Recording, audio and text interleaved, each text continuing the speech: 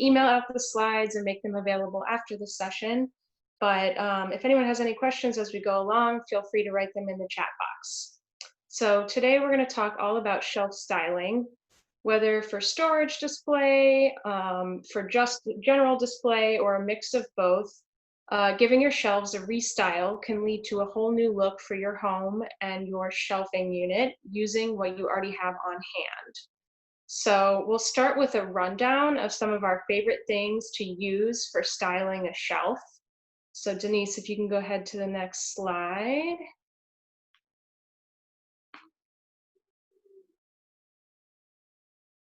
So here's the kind of a quick list of some of the top things you can use.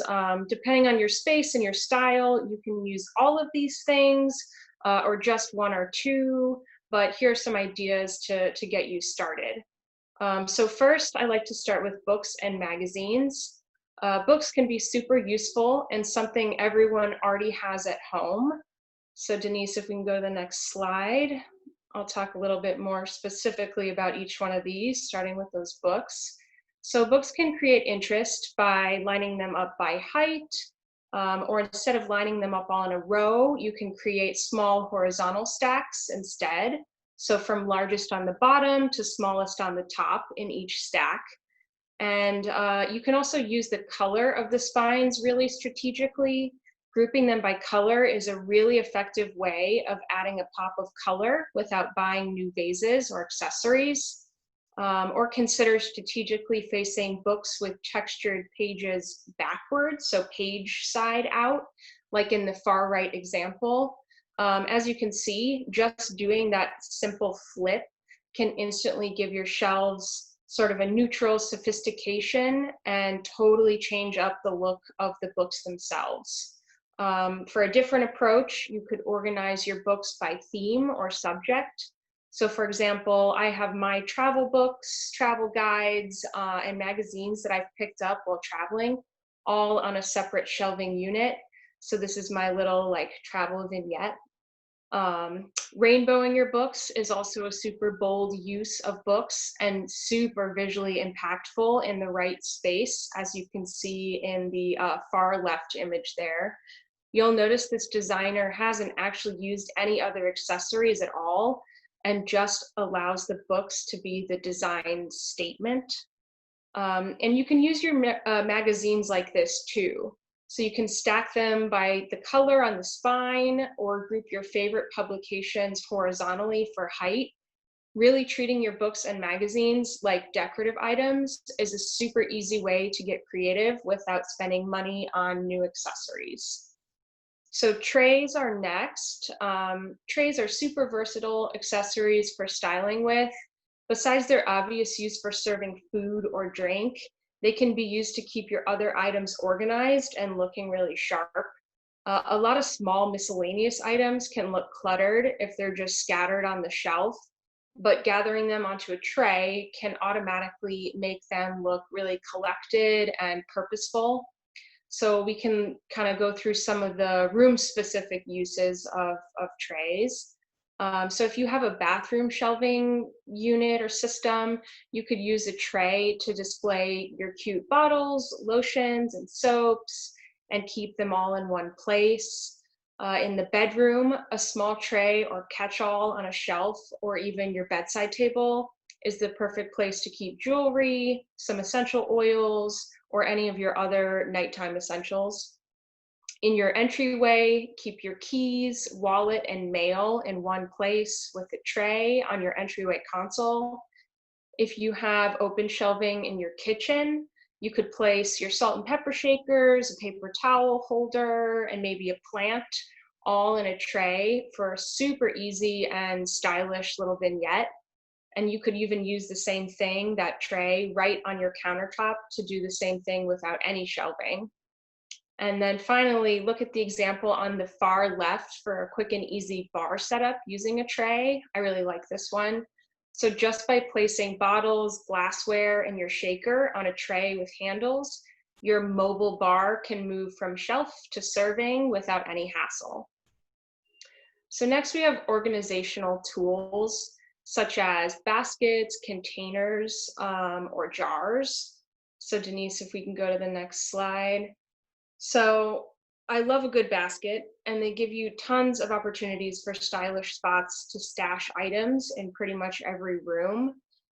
They also come in a variety of materials, from natural woven fibers to leather to metal to fabric. So the right basket can really suit any design style and even become a statement accessory of its own on any shelf. And so here again are some room specific examples. So in your living room, you can keep magazines, blankets, or piles of toys neat and tidy with storage baskets. Look at the example on the far left for a really great example of this. Just looks super clean and sleek and still holds everything they need the baskets to hold. Smaller baskets on your bathroom shelves are perfect for hand towels or other clutter that you want to keep out of sight.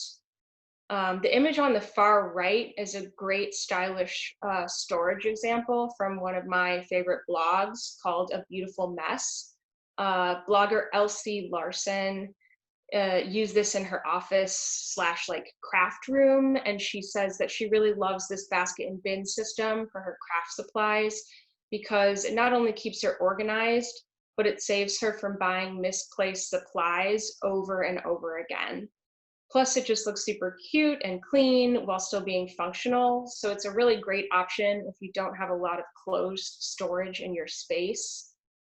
This look can go two ways, really. You could keep all the boxes bundled together on one shelf, kind of like Elsie did in that top right image.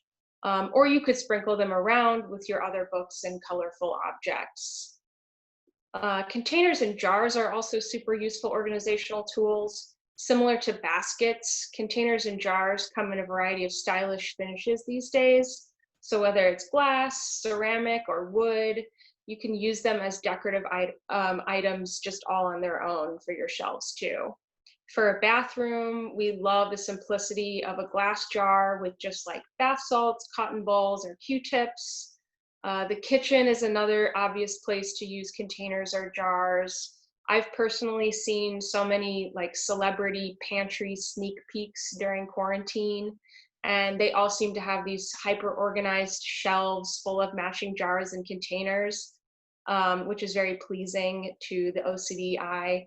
And jars and utility spaces like this really bring that intentional look of order and style to a place that's often overlooked. And stepping out of the pantry, pretty ceramic containers with your baking staples can look stylish on any countertop or shelf of your kitchen too.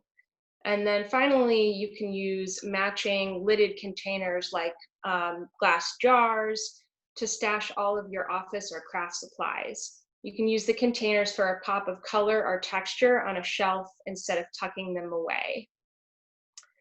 So next we'll move on to plants.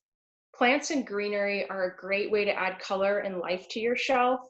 If your shelf doesn't get a lot of light, or if you're worried about keeping a plant alive, succulents and cacti are really great options. They need not too much attention, honestly, and they can usually thrive in any space.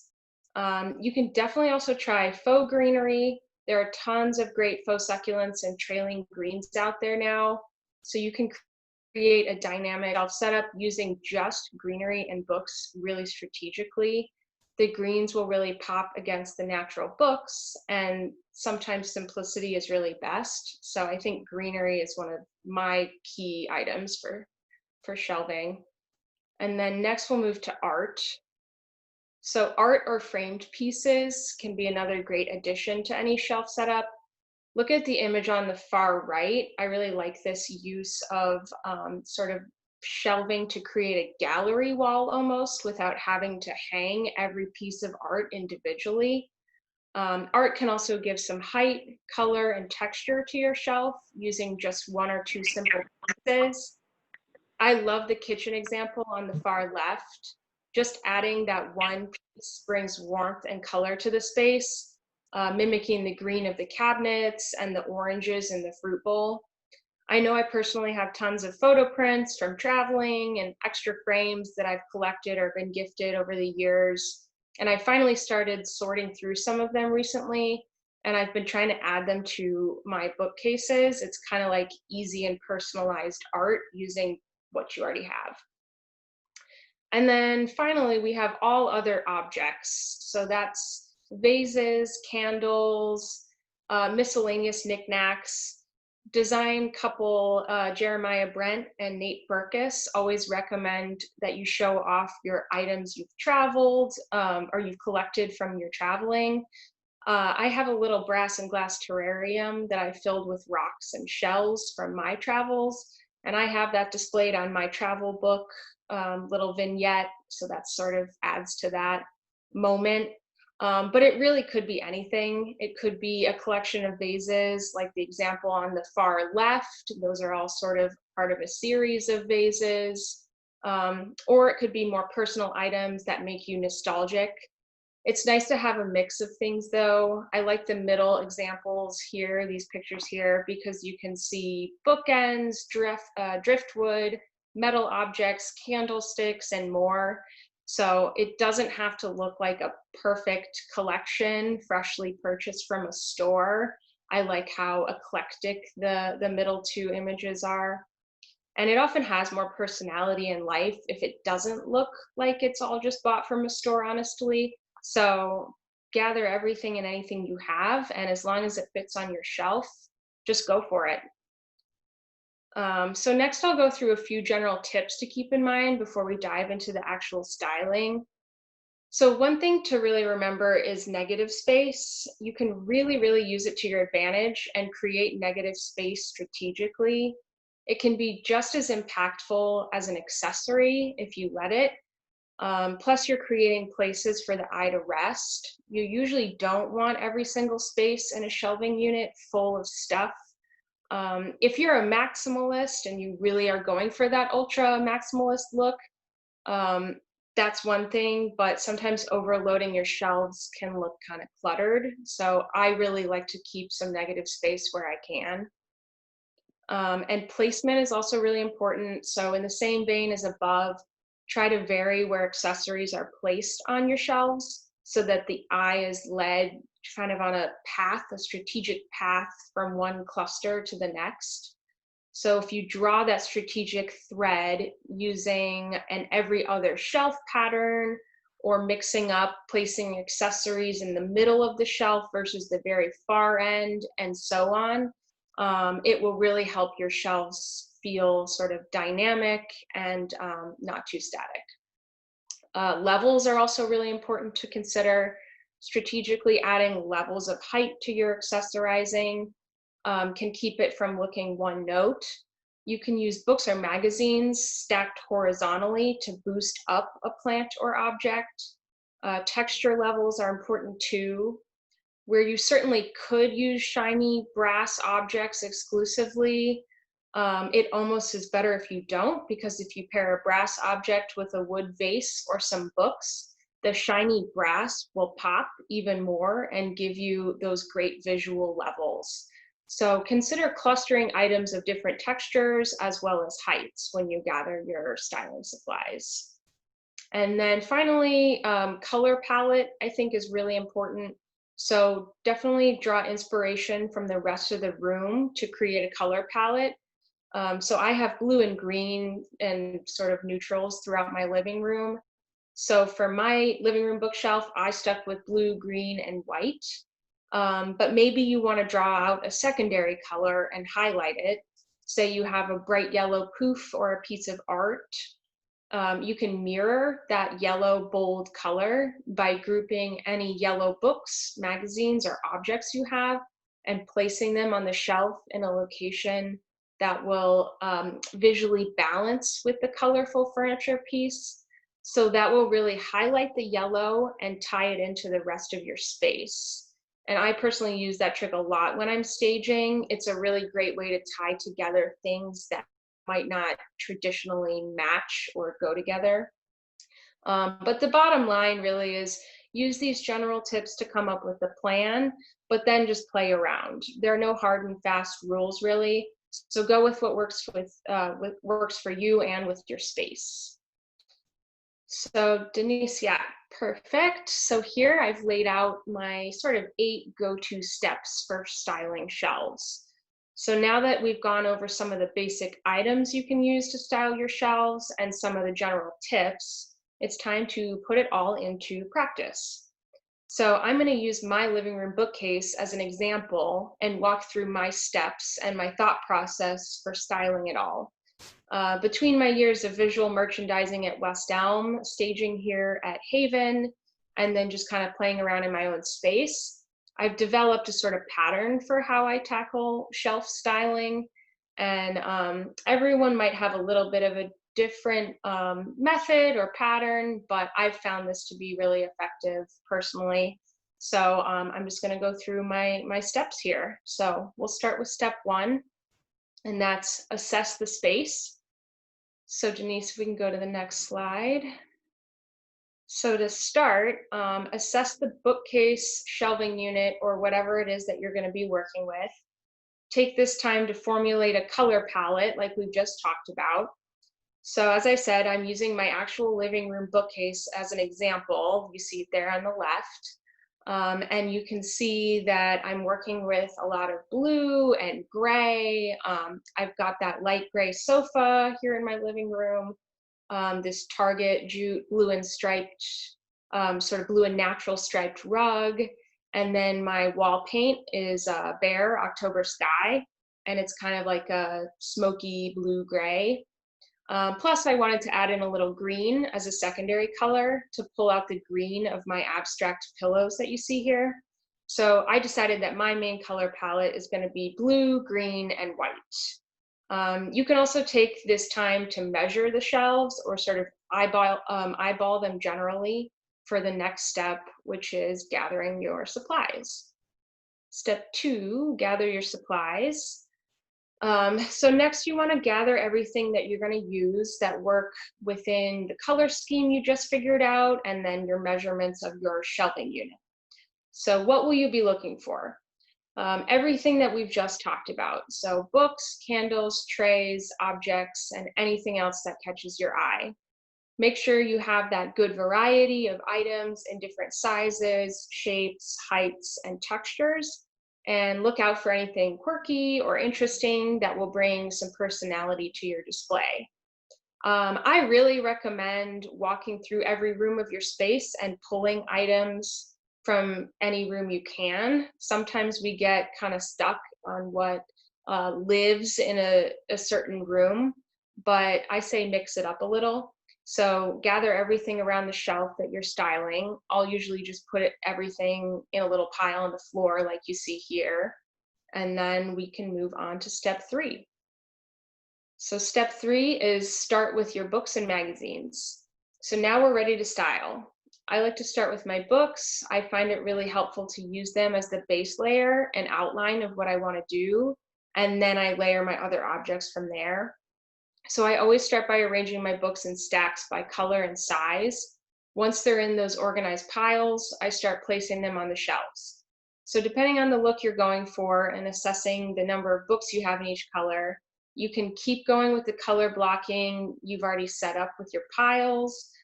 You can see here that I have blue, green, and white books separated out, and I will personally keep them blocked out for my shelving unit here. But you definitely don't have to be this particular. Sprinkling color throughout and organizing just according to size is also just fine. And the number of books in each stack will vary depending on the size of your books and the height and width of your shelves. But I like my stacks to generally include 3 or more books. You get more color impact and visual pop if you use at least a few books, I think. So in this case, I need my shelf to hold a lot of my books because I'm sort of running out of space everywhere else. So I'm going a little bit heavier with the books. I also like to play with how stacks on a shelf are arranged. So some shelves can have all vertical, some have all horizontal, or some can kind of mix it up. So step 4, we're going to add in our trays, organizational items, and other large items.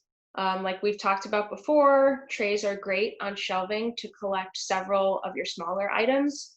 They're also great for creating a horizontal effect if you don't have larger books or just kind of want to mix it up. I would suggest layering those in now, along with any larger baskets or organizational items. Since these tend to take up a lot of space, adding these now will give you a good idea of how much space you have left for everything else. So as you can see, I'm not using any trays in my example, but I'll go ahead and pop my basket of magazines on here. And then I'm going to move on to my larger decorative pieces. Vases that are really tall or chunky, objects that take up the most space, things like that. So in my case, I know I want my tall vase with eucalyptus to anchor my top shelf. This gives the eucalyptus room to spread out and kind of do its thing and fills up some of the dead space in that top corner there. So I'll go ahead and place that on now. But if you've got room on your shelves, try mixing in a really oversized item, like one really huge vase, even bigger than the one that I have here. And that can make a great statement and can stand alone on a shelf and really doesn't need much else. So use all of these large items to kind of anchor everything else. They'll be what catches the eye first anyway. So that's definitely key to get those on there as fast as you can. So step 5 is to layer in art and frames. If you're adding art onto your shelf styling, I would say now is the time to start layering those pieces in. You can layer them big to small, and smaller frames can go on a stack of books or in a tray, kind of as desired or as needed. My two little like black frames down there are pretty small, so I went ahead and clustered them together and then used books to give that back one some height. So step 6, bring in a little life.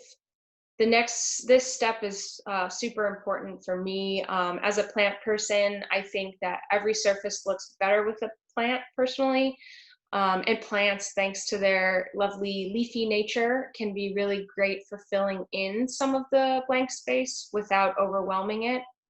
In this case, though, my bookshelf is pretty far away from natural light, so I'm only adding 2 of my sturdier succulents in here because I know they'll do just fine. But like we said earlier, there are tons of great faux succulents and plant options out there, so you can always add greenery that way. And like everything else we've been doing, start with your larger plants first before moving on to the medium and small. Small succulents or plants are great in a tray or could sit on top of a stack of books for some height, and just kind of play around with those now. And then step 7, layer in your medium to small items. So by now your shelf or shelves should be filling up nicely with your books and larger items. So it's time to kind of look around and see if there are any smaller, awkward spaces that need a little bit of filling in. This is where your medium and smaller items will come in.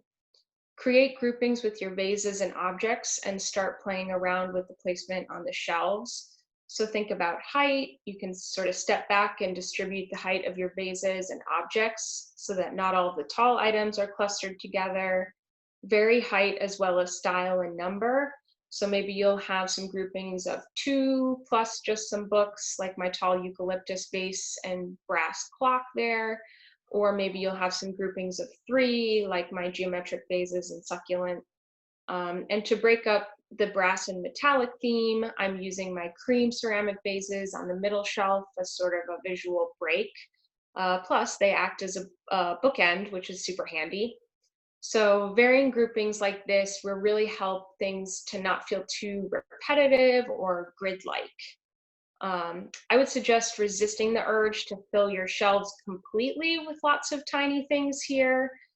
We talked about trays being a great catch-all for some of your really small items. So think about that here to avoid a super cluttered look. But again, that's entirely up to you. Too cluttered is really subjective, honestly. So if you have more of a maximalist sensibility, then do what makes you happy.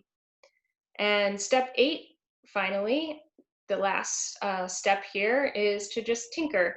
So finally find balance and tinker until it looks exactly how you want it to. Think back to everything we've talked about so far. Now is the time to step back and assess the materials, colors, and where everything is placed.